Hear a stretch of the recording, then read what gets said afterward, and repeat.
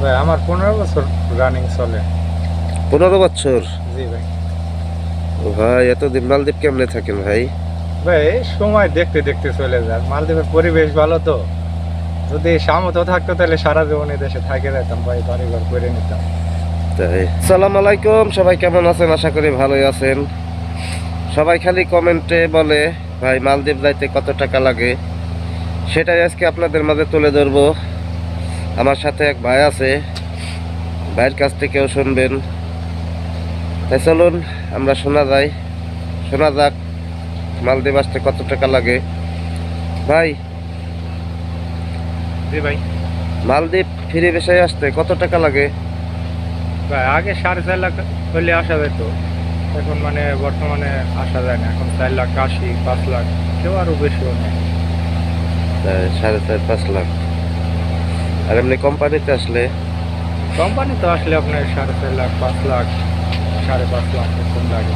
আবার কিছু কোম্পানি আছে এগুলো প্রায় 4.5 লাখের মতো লাগে। তাই মানে ভালো কোম্পানিতে আসলে? ভালো কোম্পানিতে আসলে 6 লাখ, 6.5 লাখ এরকম লাগে। ও, আর মানে এমনি? কোম্পানি ভাই সবটাই ভালো, মানে সুযোগ সুবিধা যেটাই বেশি সেটাই টাকাও বেশি লাগে আসতে। তাই, আর এমনি ফ্রি ভিসায় আসলে 4.5 থেকে 5 লাখ। জি। ও,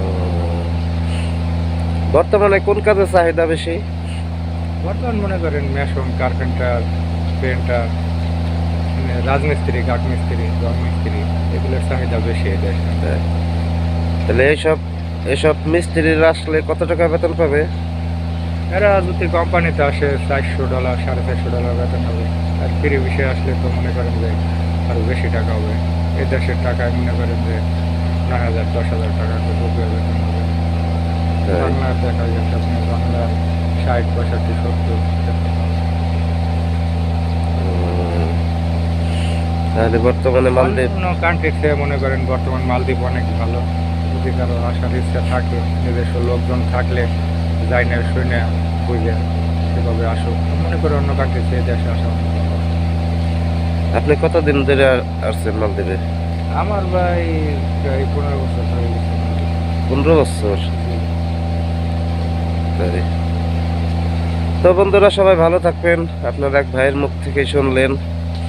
আরও কিছু যদি জানার থাকে তাহলে আমাদের ভিডিওর কমেন্টে জানতে পারবেন মালদ্বীপ আসলে।